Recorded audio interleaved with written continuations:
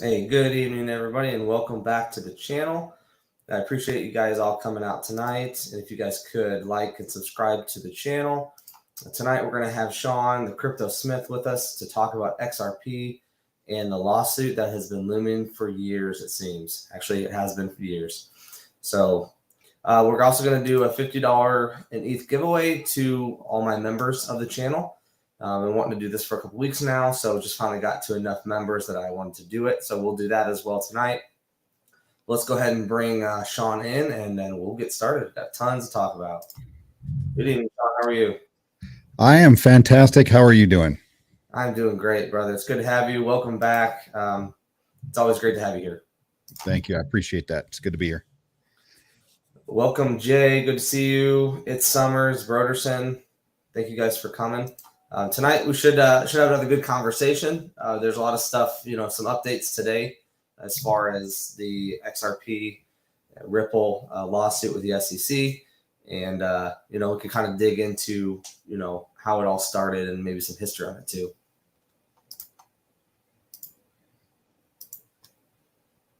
So let some people funnel in, and then we'll get started. Sean, how's your day? It was good. It was good. It was a nice little surpriser at the end of the day, and I know we'll talk about that here in a little bit. Yeah. Got XRP pumping a little bit. Yeah, and we talked about this before. The title kind of speaks for itself for this stream. Is what's going to happen once this lawsuit's over. XRP took the hit because of this, and will it recover, and what heights will it recover to? I think is the biggest question. We'll get back to where it was. We'll go higher. How quickly? It's funny. I'm hoping at the end of this. Obviously, I can't predict. We can't predict how it's going to end. Exactly. I think I know how it might end, but at the end of the day, when this is over, I really hope the other crypto projects out there, and all the big boys, they can actually turn around and respect what Ripple's done. Right? Ripple is really literally taking one for the team here in fighting the SEC, not for just themselves, but for the entire crypto industry. And unfortunately, XRP is probably the most disrespected token out there, by far. I mean, it's been hated for years. I think unfairly, because people just don't understand what it is and what they're trying to do. But I hope no matter what happens at the end here, I hope that XRP and Ripple get the respect they deserve for really doing this, putting themselves out there. Yeah, I agree. Welcome, Excelindo. So just real quick, guys, like I said before, I'm gonna do a giveaway for $50 in ETH to my members. So we've got about 10 of them now, which is where I wanted to get before I did this giveaway. So we'll do that probably towards the end. But yeah, we'll do that. But no, I agree with you, Sean. I think it's very undervalued, and I think it is because of this lawsuit. It took the hit because of the exchanges, and I think a lot of people, been going on so long, it's kind of in the shadows for so long. There might be a lot of people that don't even know what XRP is or what they're trying to do, and I've done a ton of research this week on it. And, to me, I have my opinions, and we'll get into that too, but welcome, Red. But I think it's highly undervalued, and it's been a spotlight for a couple of years. And with everybody new coming into the space, it's like, I think people need to really realize what Ripple is trying to do. It's actually really big. It is really big, and it's multifaceted. Like, there's so many projects that Ripple has their hand in. And I was just doing a little note taking earlier. And I left my notes at work, unfortunately, that I was going to go over. I can probably look them up while we're streaming here. But the fact that Ripple itself has, and I want to say, a former executive sitting on the Fed, former executives developing other nations CBDCs, central bank digital currencies. Yep. So, and they're not all coming out and saying, "Hey, we're going to use XRP." to you for on-demand liquidity or to cross-border payments or however it's going to be used in certain circumstances. But I guess it lends you to believe they're probably going to be leaning towards XRP because they know it. They know what Ripple's done. They've worked with Ripple for years. So that gets me excited about it. And not only that, Ripple wants to, and I don't know if you know this, but Ripple wants to have an IPO once this is over, right? They want to go public. Yeah. And if they lose this and XRP is deemed a security going forward, they won't do that. They'll just leave the US, I believe, and go work out of one of their headquarters in Europe, which 95% of the business that they do is outside the US. So it's not really going to hurt them as a company. And I don't think it's really going to hurt XRP, long term. It would just hurt us as US citizens. We wouldn't be able to hold it unless you were an accredited investor. And no, actually, you wouldn't be able to hold it because it wouldn't be registered here as a security. So, right, yeah, it would be illegal to buy it. Exactly, pretty much. Exactly. Now, I guess my question is, before we jump into the big news, why wouldn't they just get registered as a security? I mean, it's just a, kind of like a, I don't know what you want to say. They're just hurt by it and they wouldn't do it, or why wouldn't they do that? I guess. Well, so I think the number one thing is that other countries, and other companies in other countries are not going to want to utilize a token that the US deems a security, right? Because all of these other countries have already deemed XRP a currency or a commodity. So that means they're going to be fighting, the SEC the entire time. So that's, I think, number one. Number two, the amount of regulation, paperwork, rules and stuff that they have to follow, I think it's a big toll on a company like that. And they don't want to deal with it, especially if they don't think they need to. If they think they're being bullied around by the US government, why would they want to stay here? Yeah. And I think that might be one of the biggest reasons, in my opinion, is, I think they tried to make an example out of them early, and they just picked the wrong company to do it. I mean, somebody, the SEC usually settles all their cases. People usually just bow down and, settle, pay the fine, change what they need to change or whatever, and they just move on. Well, Ripple was like, no, we're not doing that. We're going to fight this. Why is that? Why do most companies settle? Money is the number one reason. They don't have the resources to fight like the SEC does. The SEC has literally unlimited number of taxpayer money, so they don't care. They don't care how much money it takes, what they have to throw at it. They're going to win. So, and they can kind of impose their will, sitting at a table with another project, across from them, and they say, hey, how long do you want this to go? How much money do you have? Or you can just go ahead and sign this, and we can give you a fine, and we can say we won, and we'll both go on our merry way. Yeah. So and they picked a fight with a company that at that time was worth over $10 billion.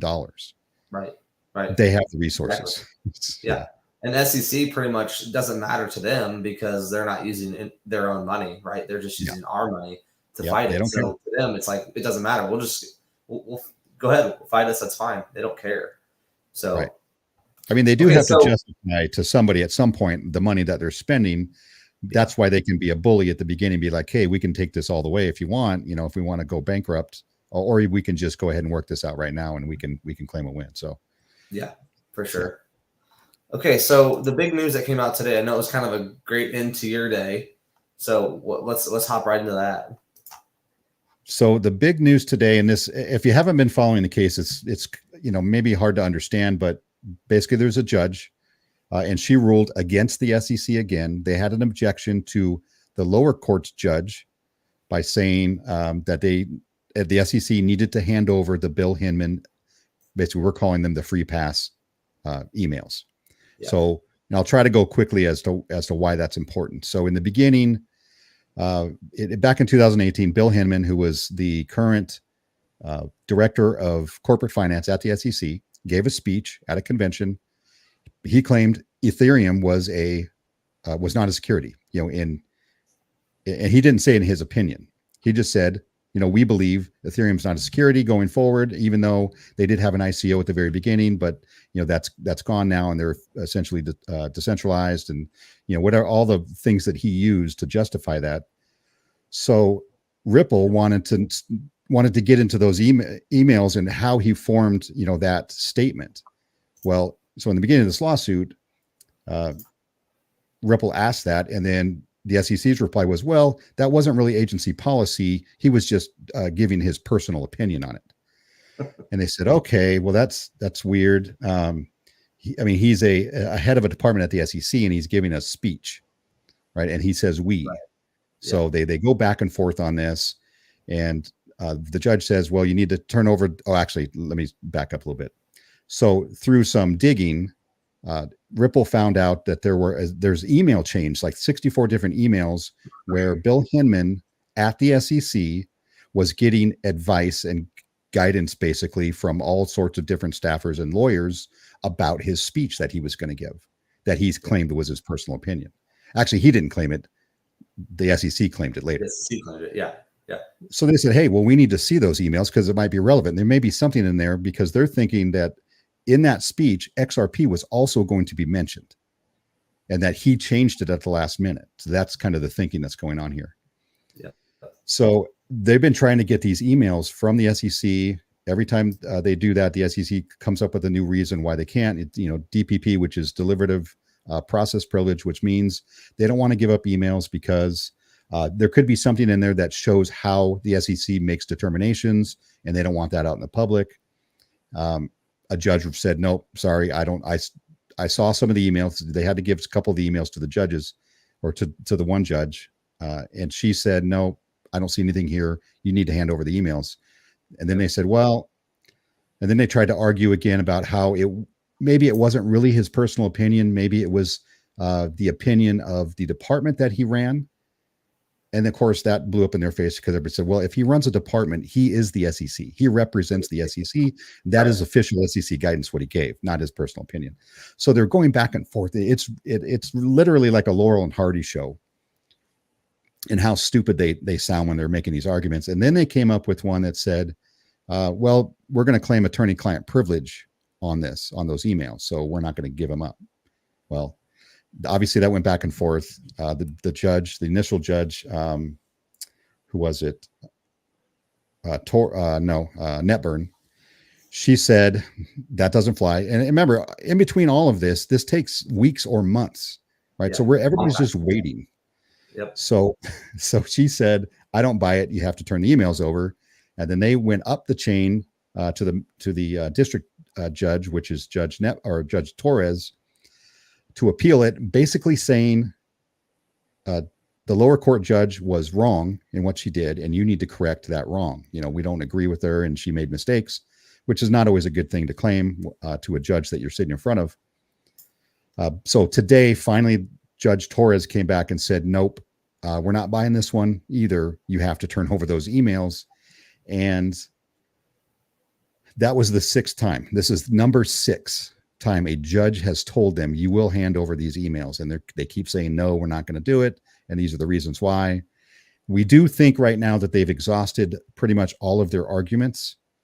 And John Deaton, who's an attorney who's representing 74,000 XRP holders, he says it's his opinion right now that basically a 90-day clock has started for settlement. Yeah. So the big question is, what is in these emails that is so damning to the SEC? Yeah, that they're fighting tooth and nail to not give up. Yeah, and that's the thing. You wouldn't fight this hard if there wasn't something either regarding the case or not to hide these. I mean, it's just unbelievable that they've gone to these lengths to hide these emails.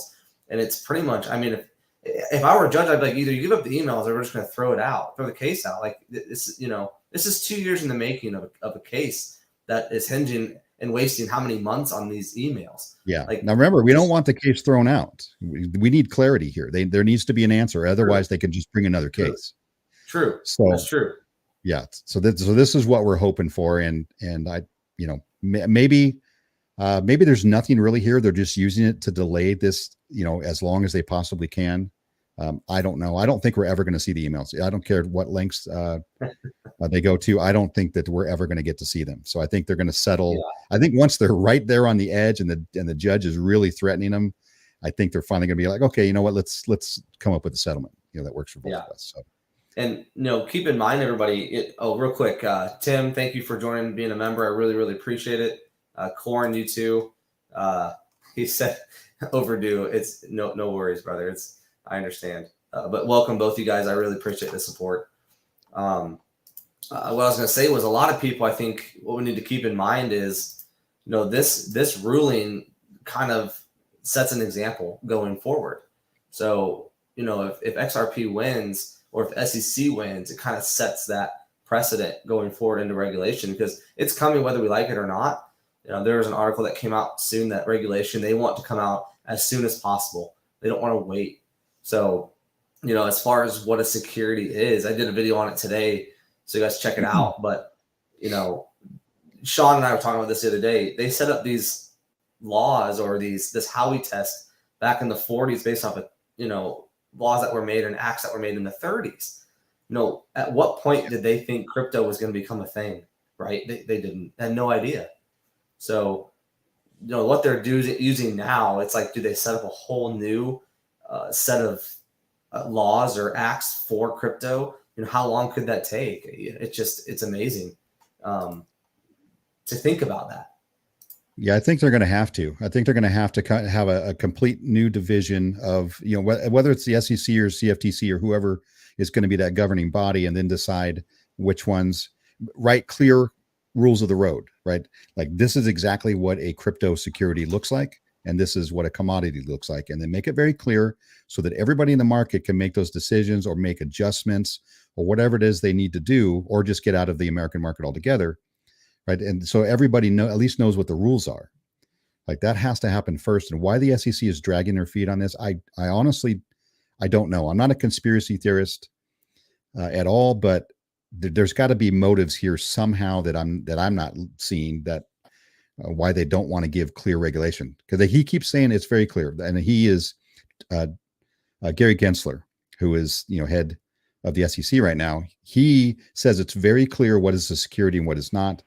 But he will not give any answers as to which ones are securities. Only XRP right now. That's the only one he's willing to say is a security. He won't mention anything else.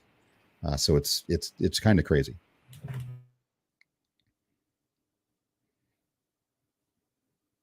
Can't hear you. Can you hear me? Oh, there you go. So yeah, I agree. It's so unclear, and back we could talk about the history of Ripple, and what they're trying to do. Basis for Ripple is they're trying to they've made a system of transferring money, right? Which the current system is SWIFT. Correct me if I'm wrong. Yes. But SWIFT right now, and it takes, obviously we transfer money. It takes how long to happen, right? It takes forever. So they're trying to make it so it takes less than minutes, to get this done. So they're, yeah. Go ahead. It's so complex, it is, but yet so simple. And you can always take it back to a very simple example, right? Somebody working here in the US has family back in the Philippines, or has family in another country, and they want to take their paycheck and send some of it back home to their family. If you go through SWIFT, which you don't have a choice but to do now, you can pay up to 10% fees, and it could take 3 to 5 days. Right. And sometimes it might get there a little quicker, but it doesn't actually settle for 3 to 5 days. So that was the problem they looked at initially. And they said, how can we fix this? So XRP was designed as that bridge currency that could be in the middle. And I don't know if you know how banks work. It's, I had to, trust me, when I started looking into this, I had to do all my research and figure out all these things for myself. But banks, basically, when you're in another country and you hold obviously a different currency, and you want to be able to transact in a foreign currency, like a bank in China, if they want to be able to transact in US dollars, that bank has to physically hold US dollars. And depending on what kind of transactions they're doing, they have to physically hold that much actual dollars. It's an archaic system, obviously, but this is the way they set it up. And it's called Nostro, Vostro, or something like that, accounts. Yeah. And that's kind of how they term it. So that's just other banks holding foreign currency in there so they can do transactions based on that currency. So the idea was to give them a a way to be able to not have to have these deposits in their banks, freeing up literally trillions of dollars around the world in all sorts of different currencies, and then just use XRP or whatever, you know, it ends up being in the long term, for cross-border payments and for on-demand liquidity and things like that. So, you know, that's why XRP was born. Yeah, and just think about that, how much capital is tied up, you know, currency is tied up to make this work. I mean, it would free up just tons of it to be able to be used. So, you know, obviously there's an article Sean sent me today that I was reading through, and it's extremely technical, you know, what they're doing. And, you know, it needs to happen, in my opinion. You know, there's no reason why it shouldn't be able to be used. And there are banks that are picking it up, that are interested in doing it. And that's the thing is, you know, once this gets over with, it, like I said, I think it's a sleeping giant. XRP is. I really do. There are banks that have been using this for almost a decade, have been using XRP and the XRP ledger to move money, you know, in smaller amounts, basically. A lot of test cases out there. And then governments like in Palau and some other foreign places, they're using XRP as their central bank digital currency, you know, in the test form right now. So it's way more technical than I understand it, right? I'm not an expert on all of these things. I try to get the information and then be able to disseminate it to, you know, people like me, you know, the layperson, you know, on my channel, and kind of help people understand what's going on from a kind of a non-technical aspect. Just kind of that overview. More layman's terms. Yeah, exactly. Because you can get lost in, if you guys really start doing research on it and start reading, you can literally get lost in it and be like, I don't get it. It doesn't make sense.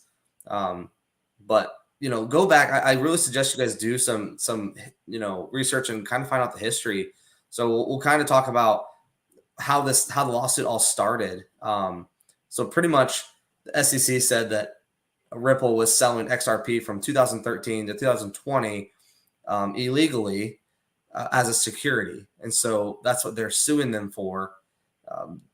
In my opinion, I think the only ruling that they could make was that exactly that time frame could be considered security. Because if you look through the Howey test, which, you know, if you go through the 4 steps, you're like, okay, well, most cryptos, and when you first glance at it, seem like a security because they seem like they follow all of those, right? It's money. You want to make money. You're asking somebody else to do it. You know, that those are kind of the outlines of it. So that's kind of how it started. And they keep saying, well, it's not a security. So, you know, what's your opinion on that? Well, the reason is, you know, why, and some of this, it is stupid because you would think the law is very hard and fast, but there's some things that are subjective. Yeah. So they say, why is it a security? And I believe, and I know we talked about this before, the very first thing that needs to occur is there needs to be an investment contract, right? I need to spend money on whatever it is you're selling, or whatever token that you're selling me. And there needs to be some sort of investment contract. And it doesn't have to be a written contract or any, you know, legal guideline. It can be a verbal, it can be implied. Yep. But there has to be that contract first before you can really even apply the Howey test to it. Yep. So, and just let's say in general, if XRP is a security of Ripple and I own XRP right now, what does Ripple owe me? Right? Do I get dividends of their stock? You know what I mean? Are they profit sharing with me at all? Do I have any access to voting rights in what they do with their company? They literally owe me nothing. And for the most part, I think before this lawsuit, I think I don't know what the number was, but there's been studies and you know, calculations done out there where most people who bought XRP never even heard of the company Ripple. So how is there an investment contract now, or a company you never even heard of? Right. It was just like, oh, it's going to do cross-border payments. I think it's going to be really big in the future. You know, let me get my hands on some of this stuff. So you can say you expected profit, right? But anything that you buy, you expect some sort of profit in the investment world. Yeah. You know, houses, not cars, unless they're, you know, classics, you know, collectibles. But yeah, any crypto, obviously, you're only buying for one reason. You're either going to use it as a utility, or you're holding it expecting it's going to go up in value. But that doesn't make by itself a security. You have to pass the whole test. Yep. Yep. So And that's kind of my take on it. yeah, and I agree with you. I think a lot of people, including myself, you hear Ripple, you hear XRP, and then you're like, wait, is it the same thing? And Ripple is the business behind it, kind of like the way Para is. Wrinkleworks is the business, Paraworks is the token, right? So Ripple's the same way, as Ripple's the business, and XRP is the token. And I think a lot of people, honestly, were buying XRP with the thought of the utility behind it being the money transactions, going, sending money and stuff like that. So I agree with you. When you explain it like that, I agree. I think, but I think it's also a very fine line what they're doing. And so I think it's funny to see. That's why you have the courts, because obviously each side can have its own version of what the law says. And then the court is there to determine, the final outcome. Yeah. And and I don't know if you've seen this, but if you haven't been following the case as long as I have, the stupidity in the arguments of the SEC is astounding, because what they've said before is that it doesn't matter if it has utility, it's still a security. And It doesn't matter if 99.99% of the XRP holders didn't know anything about Ripple, didn't expect any profits from Ripple. If there's one person out there that expected Ripple to do something for them to gain profits, it's a security. Now imagine that. It's unreal, the argument they're making. Yeah, and there's things they said, they're like, well, that could be just about anything, right? I mean, if you bought a classic car as an investment, is this going to be, and you want to make money on it, is that a security? I mean, that's absolutely ridiculous. But seriously, that it's the same thing. And we talked about that exact scenario. When you said it to me, and I'm like, yeah. I mean, it's ridiculous, but it's also makes you sit here and laugh. Like, okay, well, yeah, that makes the argument stupid. The initial case, which is why it's so funny, in the orange groves, right? That was the initial Howey test. Was an orange grove situation, and where the SEC or the government wanted to claim that oranges themselves were securities. And then when you obviously back then it was, I'm sure, a big deal. I'm old, but I'm not that old, so I wasn't around. But thinking about it today, it's comical, right? How could oranges be securities themselves, right? But what they were arguing about was the orange groves that they sold, and they pooled their money together, and they had some a company come in and run them. So there was a common interest. And there was money invested, and there was expectation of profit. So it kind of did fit that Howey test that they were developing. But them trying to claim that the oranges themselves are securities is ludicrous. Obviously, you're not going to register your oranges, right? So then, literally anything could be a security. Right. Exactly. That goes back to what we were talking about before. If they're trying to do that, what else could they do? Well, that's why I say it goes back to the beginning, and you have to have that investment contract first before you can even apply the Howey test. Right. Well, and here's the other thing too. If an investment contract is implied or verbal, and no one's willing to say there was one, how do you prove that there was one back in 2013 or whatever, and that's the thing too, is, well, they say, oh, there was one, and they can say, oh, there isn't one, or, it's all. Here's why they can most likely they can go back and they can say the very first initial sales of XRP to the public, and it really wasn't even to the public. They were actual investors, accredited investors, let's say. So they didn't just offer it to everybody initially to really get their company started. Because remember, XRP was developed before the company Ripple even existed, right? So it was just a team of developers. They came up with it. One of them, Chris Larson, left. Or not Chris Larson, Jed McCaleb, left and went on his own and came up with XLM, actually Stellar. I don't know if you knew that. Yeah. So they can go back and they can look at emails and look at, was there any sort of advertisements? Was there, and so they can come up with like an implied idea that, yeah, there was an investment contract and there was some expectation of profit. And obviously they were investing in a common enterprise, which is part of the Howey test. Yep. And so they can say, okay, and Ripple, I think, is totally fine with admitting like, hey, okay, maybe we did it wrong in the beginning. We'll pay a fine. But under no circumstances can they allow the XRP token to be listed as a security going forward, which is what the XRP is trying to argue. Right. And I think what people need to realize too is, just going back to actually going to the price of XRP, it was at, what was it, at $3.39? Was that the high? Something like that. 384, I believe, and it's somewhere right around three. Yeah, it was almost $4. Yeah. So it took a 90% hit when the SEC came out and said that they deemed it a security, and a lot of platforms delisted it. And man, the price just tanked. So the fact that they made that classification, in my opinion, before all this, I think was just ridiculous. It just crippled. And people that had gotten in and had money in this thing, I mean, what do you do but sit and wait, right? Yeah. For the most part, you're waiting or you're getting out because you're scared it's going to be listed as security. Then you're not going to be able to do anything with it. Or I mean, obviously, there are a lot of different outcomes. But, and I don't know if you saw I dropped a video yesterday about why, what is the motivation behind the SEC trying to crush Ripple and XRP? And I mean, it's very disturbing, right? And I can't make any allegations of any criminal, wrongdoing from the SEC, but it doesn't look very good.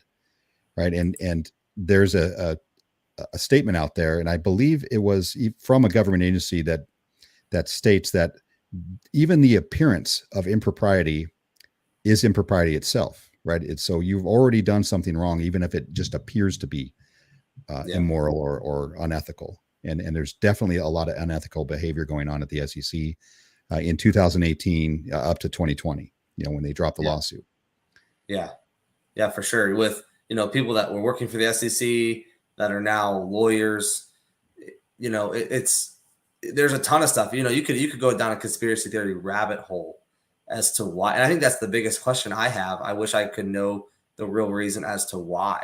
To me, it's not a conspiracy theory rabbit hole, right? To me, it's blatantly obvious why they did it, and it was because of Ethereum, and it's because of Ethereum.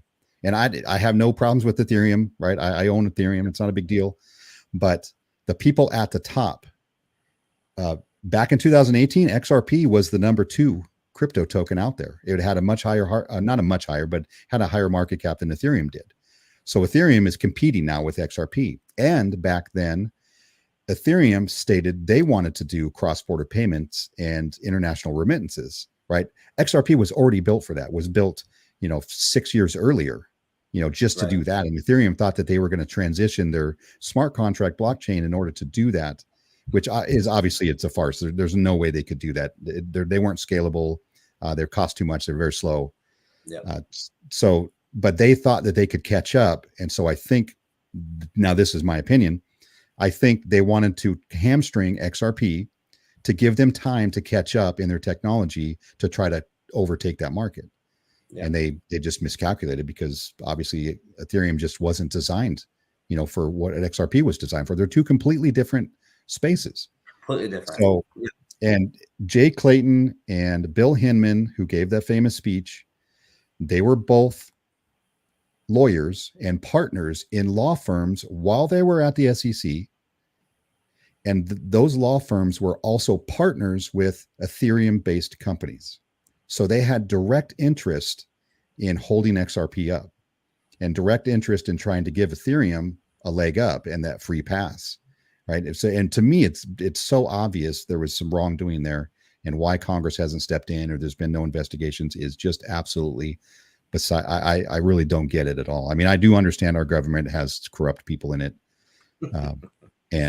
but so it still really makes me mad, to say the least. Yeah.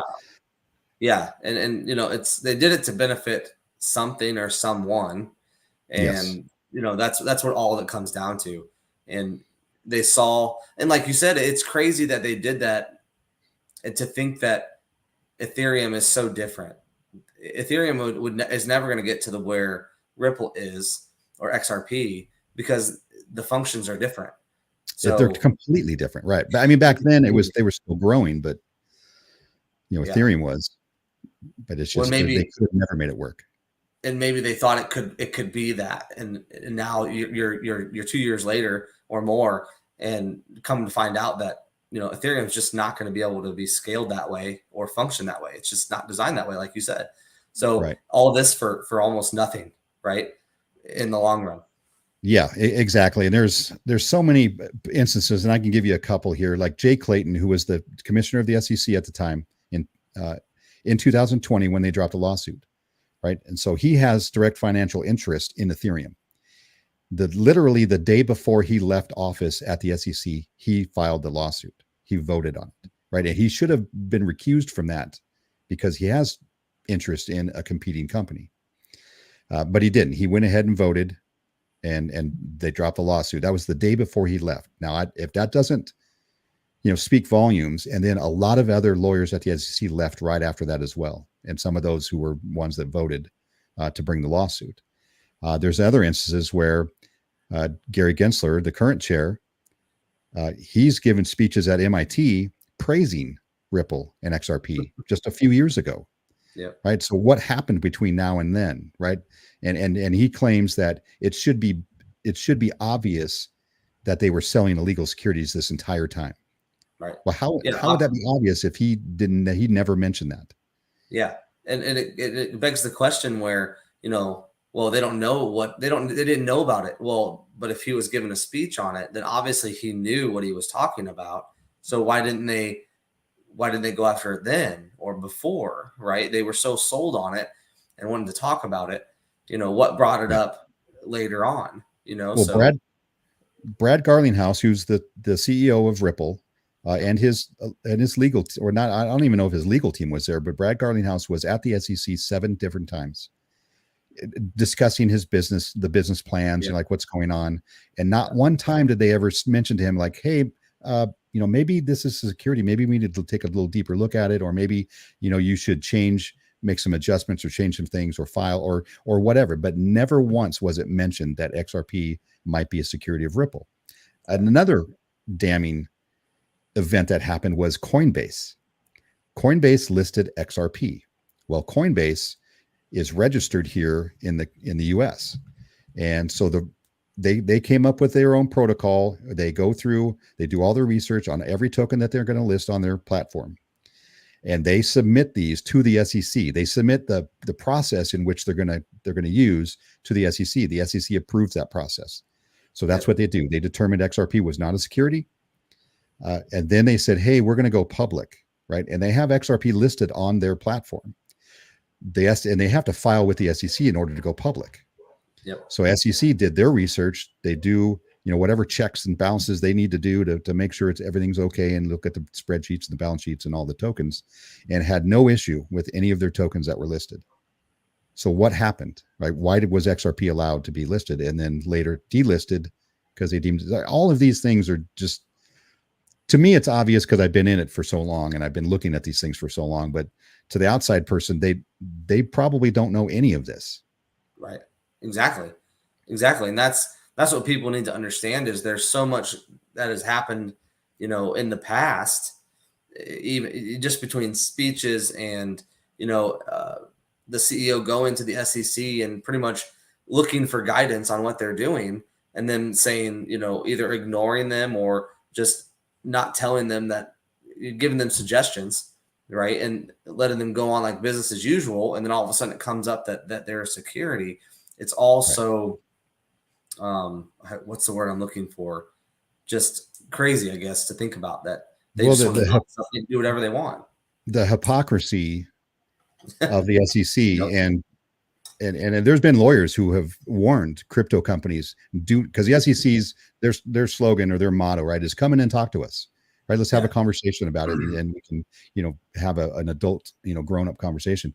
But the second they do that, they're just gathering information, right? And they say, hey, everything's fine. They don't mention anything, and then a month later, you get a lawsuit dropped on your head from the SEC saying you're a security. That's what they've done. They've done that multiple times.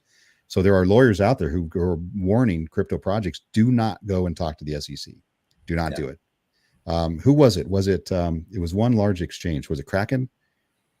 The SEC is telling all of the exchanges that they need to come in and register. And Kraken CEO said, nah, I don't think so.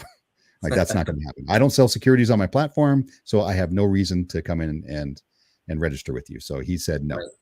That was a hard no. Yeah. And what kind of problems is it going to bring up if they do that? You know what I mean? Like, what if they register? what kind of problems are they going to encounter when they do that? I think that's what he noticed too, was, well, maybe not going to do this. We'll just wait. They'll wait and see. And what's going to happen is, and this is kind of what everybody was afraid of, right? The SEC doesn't have to go after every little security or every little token that they think is a security, right? And they think that almost all of them are. And I'm sure there's plenty out there that will pass that test and could be labeled security. But they're not going to go after each individual one. That's too time consuming. So they're going to go after the exchanges. That's the easiest, fastest way they can do it to really get a hold and get their grips on the crypto industry. So for sure. Yeah. And they don't want to go after Ethereum for some reason. It seems odd, even though I think they may have changed their stance since they've gone to proof of stake, because they have claimed very explicitly that if any token is giving off an ROI, a return of any kind, rewards or whatever, that is a security. Right now, Ethereum is that blockchain now. Right. Yeah. Right. And Ethereum has staking, which gives off rewards. So to the SEC, they've said very clearly that is a security. So, who knows what's going to happen for Ethereum? And I hope nothing does, because it's just going to be terrible for the industry in general. Yeah. And I think, welcome, Chaka. Thanks, buddy, for coming. And Crypto Priest and LG Crypto. It's good to see you guys. A lot of people have said that they're going to go crazy and, kind of wipe out the crypto market. And, I don't agree, because there's so much money in it. There's so much benefit for them in it, in my opinion, that to do that, I think just hurts themselves. So my opinion is they're doing everything they can to make sure it benefits them in the end. And then they're going to come out with it. And I seriously think that there is a hammer coming. And when they drop it, it's going to seriously cripple a lot of, not the crypto, just projects in general, business, cryptocurrency projects. I really do believe that. And so for that reason, I haven't invested in a ton of tokens. And I believe that's why a lot of people aren't coming in and investing in crypto right now.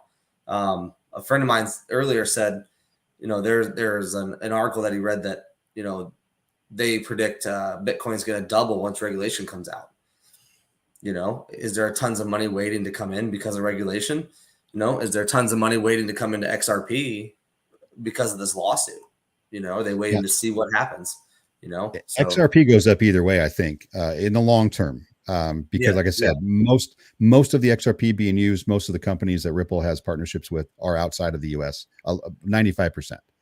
Yep. So, and then, most of them honestly don't give a rat's ass about what the US does, right? It doesn't make any difference to them or their country. So the SEC can do whatever they want, and they can try to crush crypto here in the US, but it's, and I think most other countries are more heavily involved in crypto than the US. I think the US is lagging far behind. And I have my reasons or my opinions on why, but they can try to kill crypto just in the US, but that's not going to stop crypto. Obviously, it's going to exist everywhere else. Yeah. And the US will just be behind. We'll be in the dark ages while the rest of the world is moving forward and thriving. Yeah, exactly. Yeah. So if Ripple wins the case, which I personally think they will, but especially with all this email crap that they've been pulling, what's your, and obviously I won't hold you to this, but what do you think the price is going to do if they win? $10,000. No, I'm joking. Dang, I'm buying. I mean, if it doesn't, it's going to be your fault. It's my fault. Yeah. That was not financial advice, people. Just my opinion. Obviously, it's going to go past all-time highs, which so into the $4-5 range. The short term, it's going to slowly go. I don't think it's just going to jump in one day, but once a win is out there, or at least the appearance of a win, because remember, the SEC is going to spin this in their favor. So if they claim the initial sales were securities and they catch a $100 million fine, SEC is going to say, hey, we won. Look how good we are. But then SEC or Ripple's going to say that they won because they wanted to make sure that XRP was not listed as a security going forward. So knowing that, and that's kind of the likeliest outcome, I think we're $4 or $5 short term. And then once XRP is getting picked up by banks and CBDCs if they're going to use XRP, and it's they're not going to use XRP for everything. But I think over time, in order to move the money that they want to move, that their goal is, XRP is going to have to be in the high 3 to low 4-digit range. Yeah. It has to be a probably a $1 trillion market cap. And people say that's impossible, but I'm somebody who I don't believe in market cap. I believe that's just a number. It's just a data point. And I'll explain it this way. Let's say Bitcoin, is worth 20 grand a day, right? And the market cap is what is it? $400 billion or something. Okay. But that's just that's where it's at right now, right? But how quickly does that market cap shrink if people start selling, right? If they said Bitcoin's a security and people, companies start selling and hedge funds that own it start selling it, that market cap shrinks extremely fast. And that market cap goes from 400 billion to less than 100 billion overnight. So the market cap doesn't mean that much to me. It's just a data point. The market cap, today can be 400 billion. Tomorrow could literally be, 50 billion. Yeah. So it's just a number. It doesn't mean all of the Bitcoin out there is worth $400 billion, because that's not possible. It's not possible for all of the Bitcoin to be sold to add up to $400 billion, because as it sells, it deflates that market cap quickly. Right. So, well, and the other thing you have to keep in mind too is, as crypto grows and the overall crypto market cap, it's going to go up just like everything else is going up. So the overall market cap is at 930 billion right now, or whatever, it's under $1 trillion right now. But as crypto goes back up the way it was before, that market cap's going to go up. And so people are like, well, you can't have a token that has the market cap bigger than the entire crypto market. And I'm like, well, no, you can't. But when you can, but they'll in my view, they're going to view that outside of crypto. It's no longer a crypto project. It's going to be listed as money, right? Yeah. XRP, there's going to be a certain few tokens out there now that are just projects that are going to be new money in the future. Maybe 5 years, 10 years, 20 years. I have no idea when, but it's not going to be listed as a crypto project and be included in that market cap. Right. I mean, what's gold worth? I mean, it's not a crypto project, but it's there's a huge market cap for gold out there. But anyway, I get in arguments all the time with people about market cap. Well, you can't have a market cap big, too big like that. There's not enough money in the world. That's not the point, because that's not a realistic number. Right. Exactly. But that actually I want to take us from that, because we were talking about crypto in the rest of the world, right? And so what I want to do for the last 15 minutes or so is actually talk about MetaMonkey, because Korea is a huge user of crypto already. So and I just want to let you guys know this is a sponsored stream by MetaMonkey AI, but they're doing big things right now. They're over in Korea right now taking a trip. Austin's over there with the team, and they just signed a contract with NS Labs to do a layer 2 blockchain, $1 million contract. So, along with the wallet that's coming out, and we could talk about that too. But, they're doing big things too.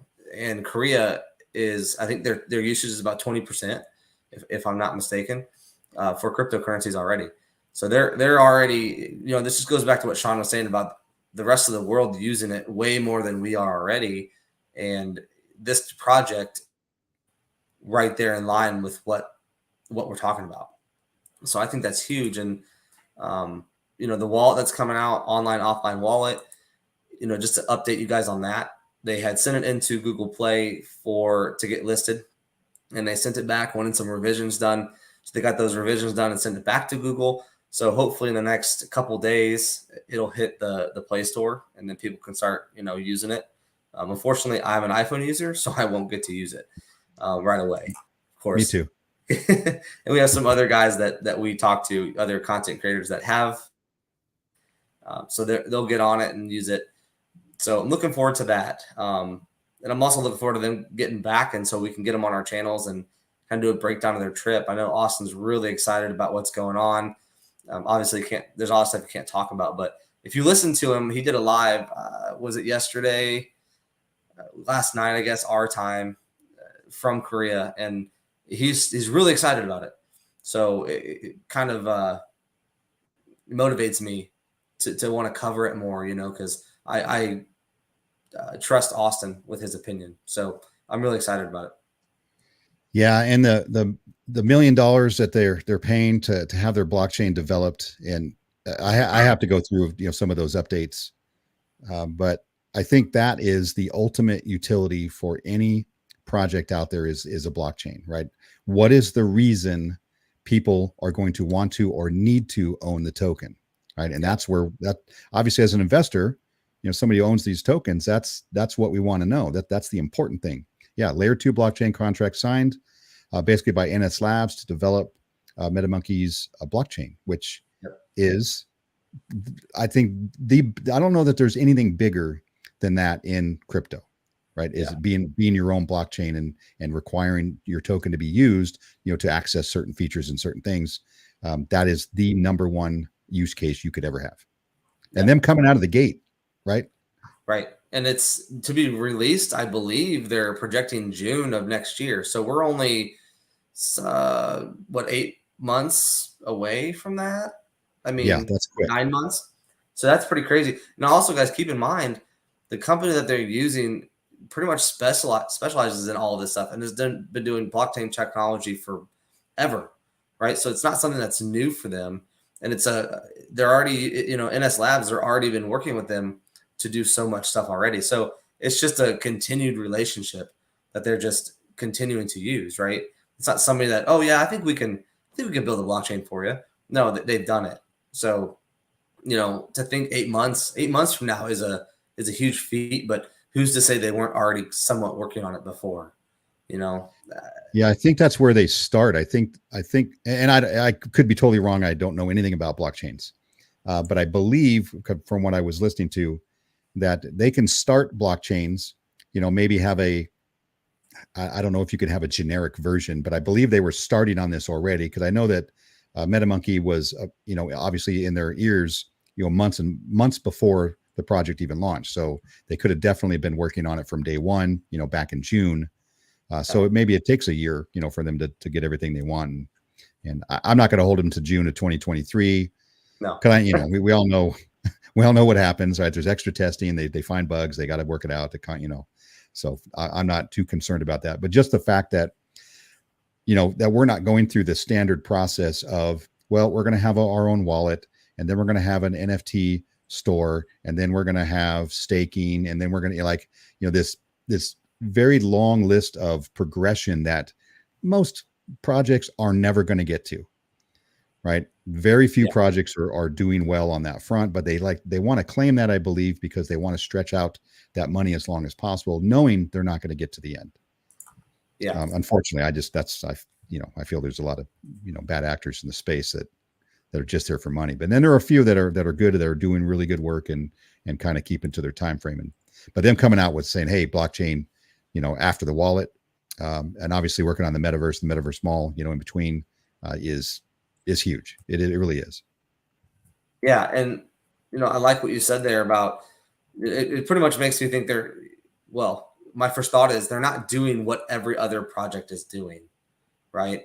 Come out with a token, they do NFTs or they do staking or something like that. They're doing something completely different, and I saw Austin make a post the other day on Twitter where he was like, someone had said something. He goes, no, think bigger. And I'm like, I'm one of those guys where I look at it and I'm like, how do you think bigger than that? What are they, being creative, thinking outside the box, right? And so they're just doing other things that people aren't doing, which is good, which is great. Every token, in my opinion, needs to have this niche where this is what they do and this is what they do. And, obviously there's going to be some tokens that come out that do what somebody else is doing, but everybody can't do the same thing. It's like NFTs a year ago were just pictures. Well, now they're actually being able to be utilized to do other things. So we just have to evolve as crypto gets bigger and do more, Yeah. And especially if you think you're part of a company that's on that, forward edge, that's pushing things further and further, right? You're always going to have those, and, you want to get with them and stay with them. I don't know if MMI is that company that's really going to be huge in the future. I hope so. You know, I mean, I'm here for the long term, so we're going to find out. Yeah. But you know, getting in on the Apples and the Amazons and all that of the world, you know, and actually staying with it through the progression. Yeah. That's where millionaires are made, and that's where the big money comes. You know, if you can hold on long term, but it's very difficult to do, especially in crypto. It is very hard. Yeah, you're going to see a shiny thing flying by over here, and you'd be like, "Oh, I need to sell my tokens and go, you know, follow this other one that looks really cool." Right, and that's the way crypto is, right? It's very hard they want instant gains, and it comes down to, you know, old money being in crypto, where I'm going to sell this crypto to buy this one and try and catch the pump, and then I'll sell it and buy this one, you know. But that's the thing is you got to recognize long-term projects and be able to hold through those. And like you said, in this market right now, creates millionaires. It creates great projects, great businesses. And this is, in the end of this, you're going to see who's going to come out on top and who's going to survive and who's going to do well. Yeah, I think 2025 we see a $10 trillion market cap in crypto. I agree. I mean, totally we got a couple of years left. Bitcoin halving in 2024.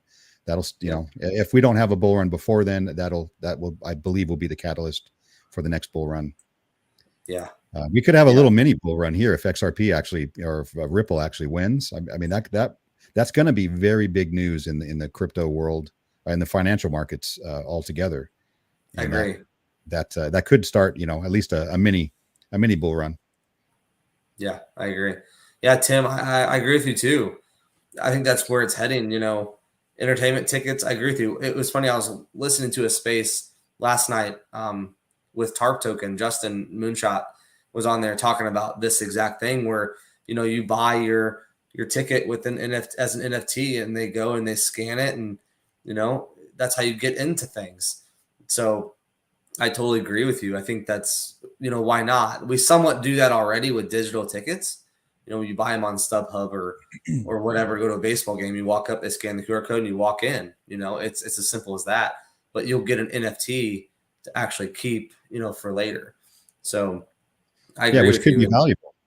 Which could be, you know, what if it's a World Series game you went to, you know, and you can just sell it. Somebody wants that somebody wants it, you can just sell it online, you know. They'll want a memento of that occasion, and you're holding one of them, and obviously, just like, you know, when you went to a certain sporting events, you know, in the past, and you just got that, you know, ripped off ticket in half, you know, but now you have that, you know, laminated because it was a really, really big event in the world, and somebody wants to buy that. Well, now you got an NFT of that instead of that piece of paper. Yeah, exactly.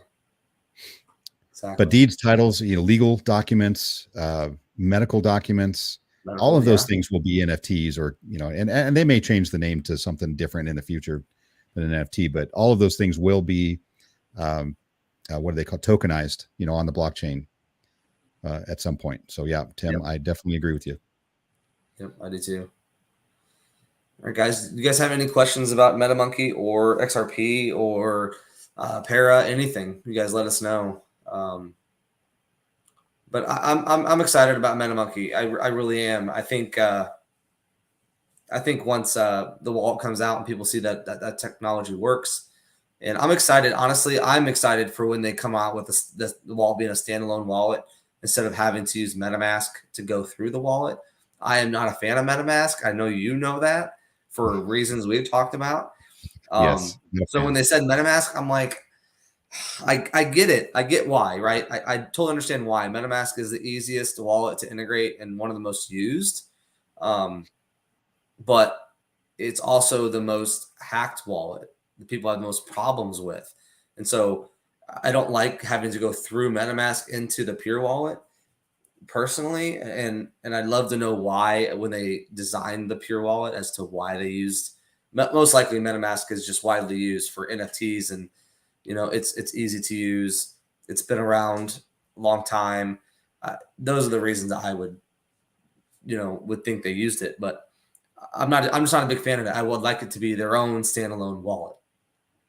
Yeah, and maybe it was just a stepping stone for them, and I do understand why they used it too, because obviously they have to capture the widest, you know, audience possible, and MetaMask is that. You know, that's really the only one you could choose. Yeah. So I mean, it sucks because I don't like MetaMask. But Well, it's this about making things easier for people too, right? When people right, say, what wallet should I use? I'll use MetaMask. And that obviously wouldn't come out of my mouth, but people, I use MetaMask. I have a MetaMask wallet for NFTs because I can switch to the Crow blockchain and use it for that and for ETH. And a lot of NFT platforms, to go mint NFTs, you have to have a MetaMask. That's the only one they use. So that's why I have one. If I could use a Coinbase for everything, I would use it because that's what I'm most comfortable with. I've had it for a long time. I've never had any problems. So that's my opinion. I would steer people towards Coinbase if all they're going to do is DeFi, buying Ethereum tokens and stuff like that. So, yeah, no, I agree. I use Coinbase Wallet, a lot also. I mean, I try and honestly, now of course I'll buy and sell real quick, but I'll put everything back on my ledger if I can. Yeah. I honestly, I'd rather hold it on KuCoin, a centralized exchange than on MetaMask. So yeah, absolutely. Yeah, I would too. To say that I'd rather hold it on a centralized exchange than MetaMask really says a lot, because I wouldn't want to hold it on there either. But Rad, this is interesting. UFC just emailed me today. They have NFT trading videos coming out this week. That's interesting. That's pretty cool, actually. Win new house, win quit job. Yeah, bro, you need to quit that job. I'm tired of this whole where's Kruger go? He's never around. He's always working. Oh man. My first level is win no more debt. Right? Yeah, that's the first thing I'm working on. Yep, us too. I mean, that'll be the first thing that goes, is all of our debt. House payment, anything else, car payments, or anything else, that any small loans that we have, we'll go first. That's, people always win Lambo. I'm like, I'm not spending $200,000 on a car. Not that car, at least. Not that car, no. Maybe on a car, but not that one. Yeah, definitely not that car. I know I'd spend 200 grand on a car, but not that one. I don't think I would. My money would go to a boat. That would be my large purchase. I'd even get rid of my house and just buy a big boat and live on it. There you go. What's everybody's first purchase going to be, or when they make a lot of money on crypto? Put it in the chat. Let's see what everybody's going to do. Oh, we'll do the giveaway here too. I have a picker wheel. So there's 11 members. So while you guys are letting me know, Kruger, what are you going to do? I know what he's going to do, but debt free. Yeah. Seems to be pretty popular. TRX Ram. God, you and your Dodge, man. Jeez, it's sad. Win giveaway. Oh, geez, Rad, just here for the giveaway. Thanks. Nice house. Yeah, probably a house. Yeah, pretty popular. Pay off debt. Yep. I have a decent house, so it would have to be a lot of money I'd have to come into in crypto in order for me to get a bigger house. It just doesn't make sense. Yeah, same here. I mean, we've got a big enough house that we don't need to move. Now, the only thing we've talked about is buying more land and building, Yeah. But it wouldn't be to build a bigger house. We got more than enough room, but yeah. Restore 87 Chevy truck. That's what I'm talking about. Love the 80s trucks. Yes. No, Rad, no Rams. God, what is up with you guys in Mopar? Drives me nuts. Yeah, Kruger and I talked about this a ton. What I'd spend $200,000-$300,000 on would be a 67 Shelby GT500. That's what I would spend the money on. Eleanor, maybe. Yep. Yeah. Exactly. Yep. That's my dream car. That's, if my wife would ever let me bite the bullet, I would do that for sure. You know what? I wouldn't say you're wrong. And then I'd buy a new one, just like just like Kruger said. With the Ram. It's terrible. More property, nicer quality. There you go. Yeah. Land, dude, I'm telling you, land's nice. We don't have a ton of it, but it's worth it. I mean, walk out the front door and just heard somebody shooting down the street. When you walk outside in the country, you hear somebody shooting, you're fine. But when you're in the city, it scares the crap out of you. And you know what? I used to drive a truck, not for very long, but you know how large the US is. And when you go and you drive across country, you know, a few times through all the different states, it is unreal the amount of land that is out there uninhabited. Yeah. I mean, literally, and you can, I would say, what, 5% of the 5% of the land is used for all of the population that we have in this country, right? And almost all of the land is undeveloped and uninhabited. It's crazy. Yep. Well, obviously we populate near the waters and, you know, and coasts and stuff, and that's, you know, for reasons. But yeah, still, you can make a living out there in the middle of nowhere and be just fine. Yeah. And, you know, I told my wife, I said, I just want to start buying property. And she's like, why? And I'm like, because I don't want people to develop all this property. You know, if someone's selling farmland, I want to buy the farmland so they don't develop something onto it, you know, because I don't want people building on every square inch, like what Kruger's saying. The houses are 10 feet apart and cost $600K. Yeah, that's exactly what we don't want to happen everywhere, right? So that's crazy. I mean, yeah, I can't imagine living somewhere like that. It's crazy. All right, guys. Well, I'm going to go ahead and do the giveaway here. I have 11. Let me check real quick. I think that's everybody. Yep, that's everybody. Okay, so we're going to go ahead and do this giveaway, and then we'll hop off for the night. But I appreciate again, I just appreciate everybody coming and supporting. You know, I just love getting on here and talking crypto, and we all going to Bora Bora. I love the sound of that. You know, I'm with you there. Yeah, Moorea, which is an island in the French Polynesian chain where Bora Bora is at. Moorea was on my wall as a poster, you know, growing up, you know, as a kid. That was my bucket list. I've not been there yet, but I will go there someday. Yep. But Bora Bora, yeah, I can get behind that one. Yep, Para Island. That's right. Yeah, we can. It's funny. I don't remember if anybody Kruger might remember this, but we were with a group in a group Discord last year, and we were all talking about buying an island. You know, so we were all looking at islands and stuff, and you know, you're looking, oh, that's only 3 million. That's only 4 million, 5 million. You know, and it's like, oh no, we need this one because it's got boat docks and stuff on it. You know, and of course that was back during the Saitama days, and you know, yeah, you don't want to go slumming on an island with no boat docks. Yeah, right. All right, guys, let's go ahead and do this. Good luck, everybody. I'm going to do these regularly, whether it's, you know, ETH giveaways. And guys, whoever wins, if you want Para tokens, you want ETH, you know, it doesn't matter. I can do either. So just let me know. Here we go. Good luck, everybody.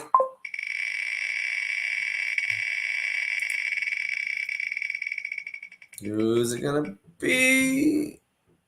BR. Congratulations, BR. Haven't seen him here tonight, but doesn't matter to me. Congratulations. So congrats. And you know, my next goal is to do some more Paratoken giveaways soon. So I'll get in touch with BR. I didn't see him on here tonight, but get in touch with him. Cambodia to help people who lost limbs. Wow. Congrats to BR. Yeah, congrats, BR.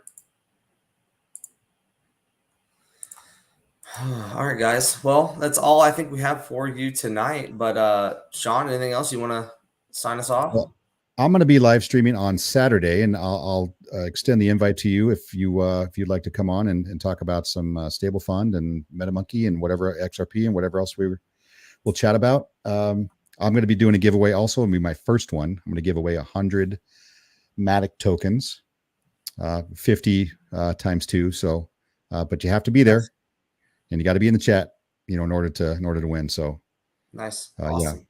I'm hoping there's a guy who follows me who wants to be in stable fund, but he doesn't have any money. He's in, you know, a different country. So I'm hoping he wins. That's why I did it. I'm doing 2 of them to give him 2 chances at it. Gotcha. So yeah, if you guys want to join me for that on Saturday, it's basically same time as tonight, 8 o'clock Eastern. Yeah.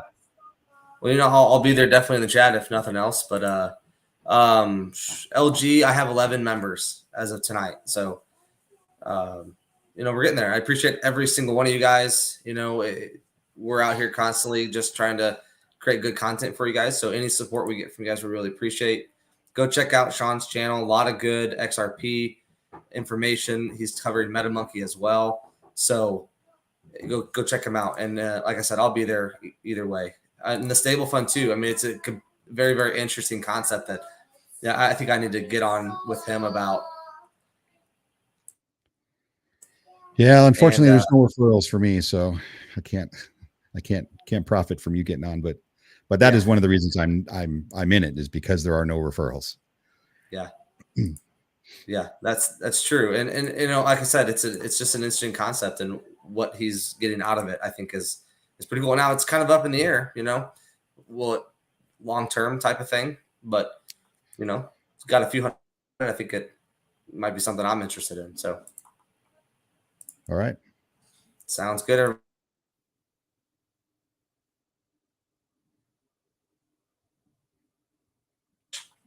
Oh, did I lose you? Cutting out. Did I lose you? Am I here? Yeah, you're there. You're just cutting out a little bit. So Kruger, one last thing. Alex gets 15 members, so give away 250,000 para tokens. So four more members till we do that, and then we'll give those away on a Thursday night stream like we're doing now. So I'll put that out there, and you know, again, I just appreciate everybody coming out and watching. And Sean, thanks for coming on again. I really appreciate it. Yep, not a problem. I love it. Enjoy the conversation. Sounds good. All right, guys. Well, thanks again, and I'll see you guys in the next video. Everybody have a great coming weekend, and we'll see you guys all later. Have a great night.